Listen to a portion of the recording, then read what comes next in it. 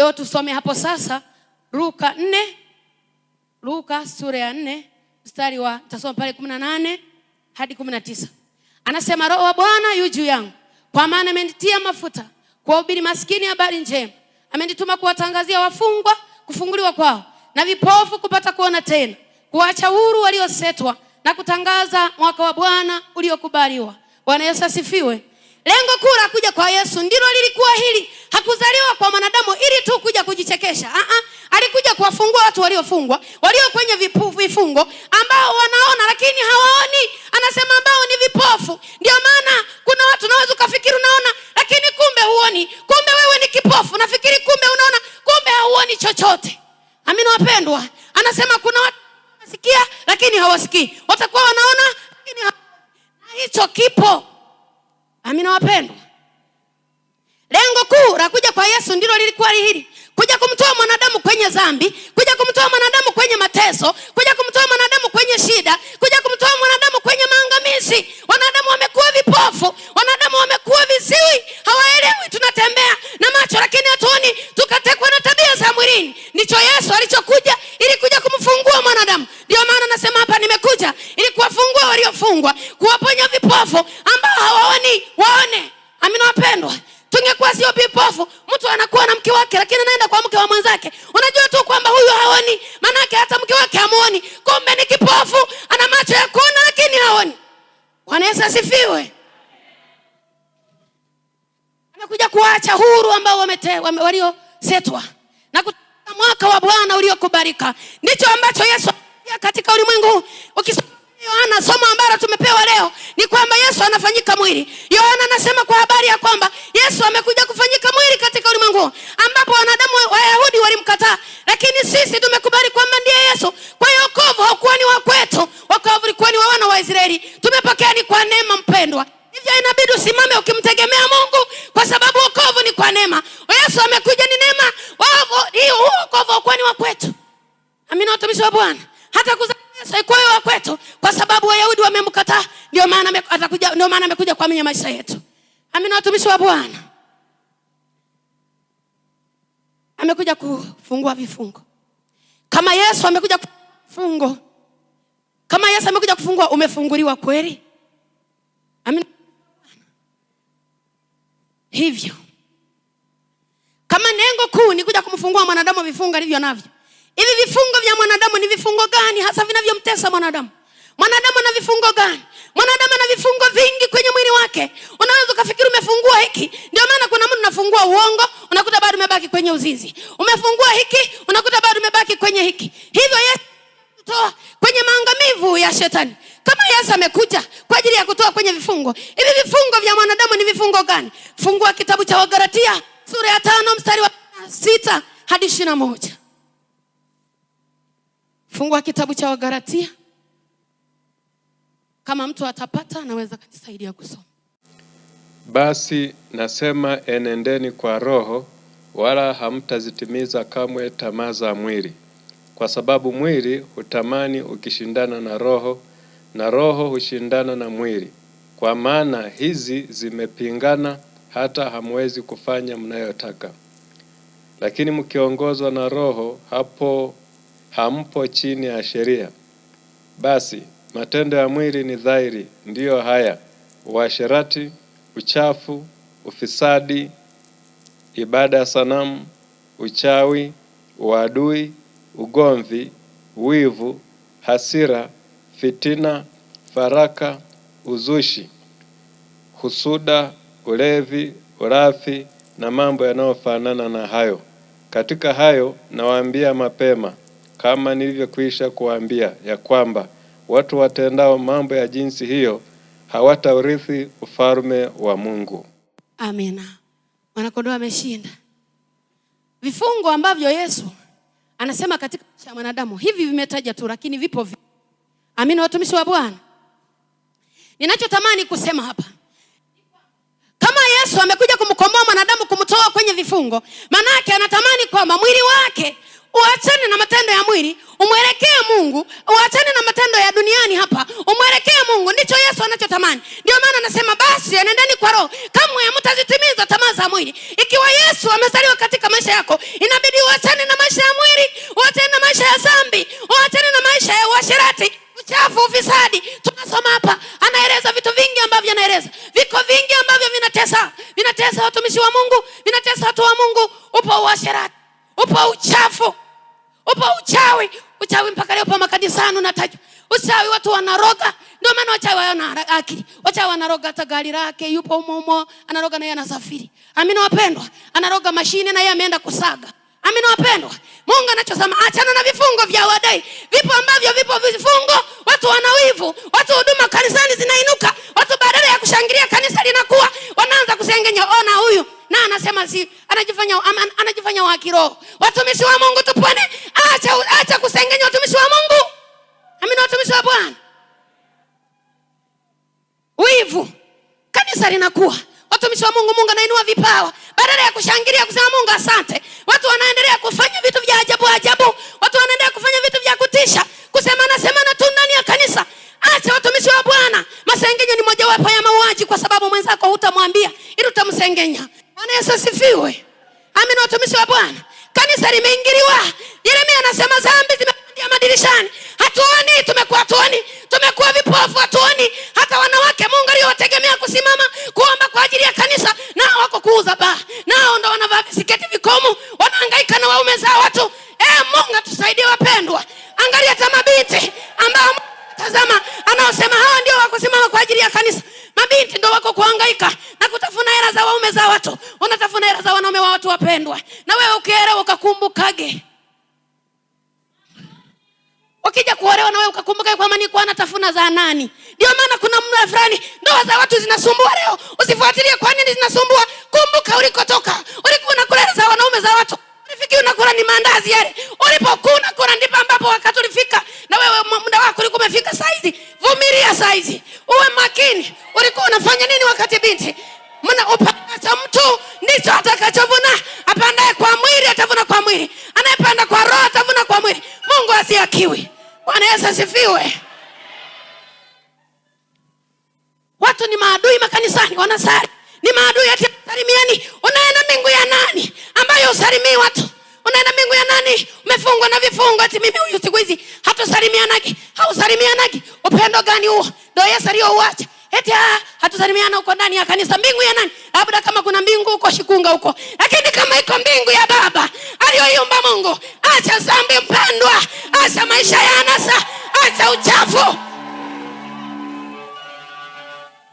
Bwana Yesu asifiwe. Bwana Yesu asifiwe. Acha uzushi. Watu waongo tu. Hana uhakika na vitu. Ni kusema ni kuzusha tu. Yaani mzushi. Hiyo ni vifungo. Ndio maana siku hizi huku kwetu saizi wamesema 500,000. Ukisema uongo 500,000, Shikunga 100,000. Wale wazee si muongo. Sasa kuna watu wameacha uongo, si wamempokea Yesu, ila wanaogopa kwamba atanipa 500,000, lakini roho ya uongo bado iko ndani yake. Kwa hiyo pona kwa jina la Yesu. Bwana Yesu asifiwe. Hata kama umeacha kwa ajili ya sheria, lakini tunachotamani uache umpokee Yesu aliye kweli. Acha maisha ya kuigiza. Acha wokovu wa kuigiza. Wapo tulioigiza tukaacha. Wapo tulioigiza lakini tukaacha. Tukaona ni bora mpokee Yesu. Useme Yesu ni wa maisha yangu. Yesu ndiye huyo. Mungu aliye hai. Bwana Yesu asifiwe. Amekuja na sema nendeni kwa roho, kama hamtazitimiza tamaa za mwili. Matendo ya mwili anayaorozesha. Vijana mmesimamaje na Bwana? Vijana mmesimamaje na Bwana? Mnaishia kukata panki. Nani aliyewaambia kwamba panki mnafundishana imekuwa elimu? Bwana Yesu asifiwe.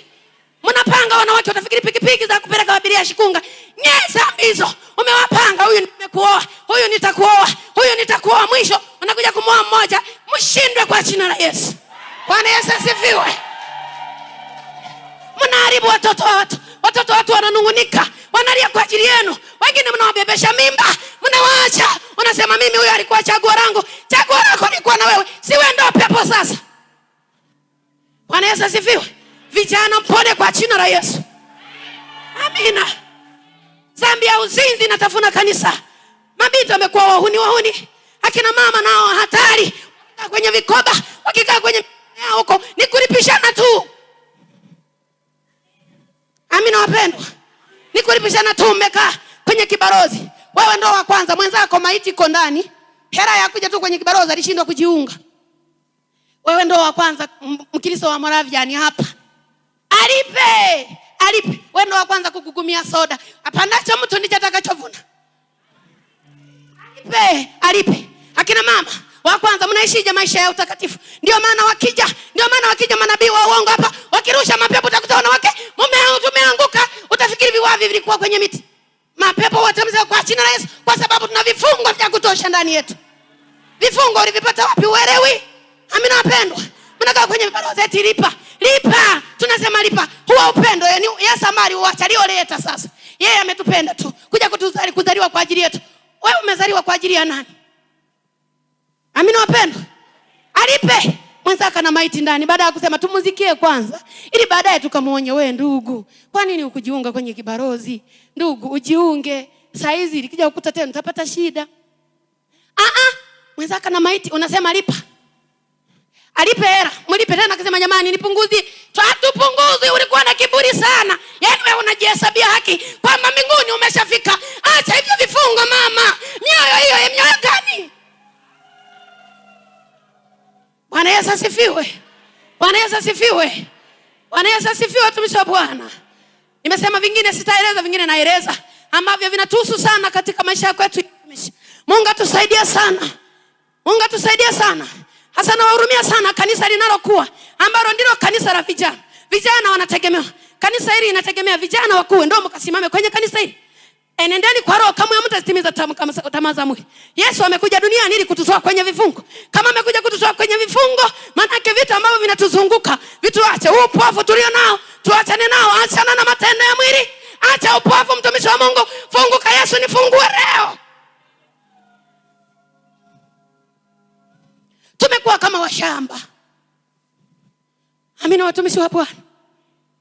Simama na Bwana. Simama watumishi wa Mungu. Vijana mtafuteni Mungu kwa bidii.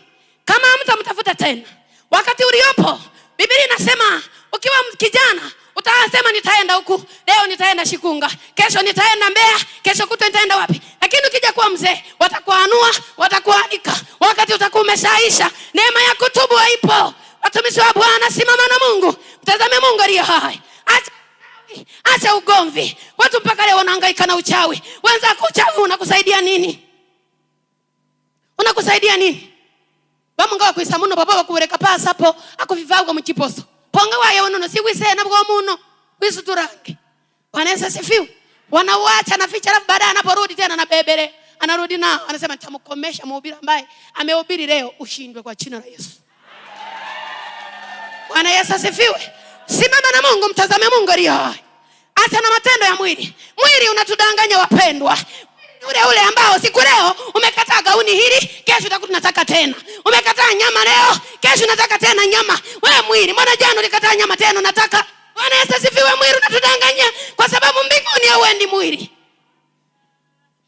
Mwili hauendi mbinguni. Mwili wala hana mpango wa kwenda mbinguni. Mwili ni hapa hapa duniani. Ugharimie sana. Leo umeupigia na pilau, kesho utasema nataka wali. Kesho utasema nataka dona, kesho utasema nataka viazi mbatata. Kesho utasema nataka kesho, kwa sababu ni mwili. Mwili unataka raha, hauendi mbinguni. Lakini mambo ya roho ni mwili hautaki, haupingani nao. Na maana ukitaka kuomba unakusema Baba wewe ni Mungu aliye hai. Amen. Kwa sababu mwili hautaki. Mwili hautaki shida. Bwana Yesu asifiwe. Hautaki mambo ya roho. Kuomba hamuna. Kuomba hata nusu saa tu. Yaani nasema leo nusu saa. Mwili hautaki chochote, hautaki kusoma Biblia. Leo asubuhi unapokuja ndio unakunguta Biblia, unaikunguta. Wewe shari, Biblia uliweka wapi? Acha ushamba. Amina. Biblia hujaigusa hata mara moja. Hujaigusa, unaikunguta na kavumbi. Sema wewe mtoto, Biblia umeweka wapi? Ndio unauliza. Yaani hata wewe mwenyewe uelewe ulikoweka. Kutoka Jumapili toka ulikuja mpaka leo hujaigusa. Mbinguni unaenda. Ya nani? Mbingu ya nani vijana? Mnasoma Biblia vijana. Kazi kuchati. Bwana Yesu asifiwe.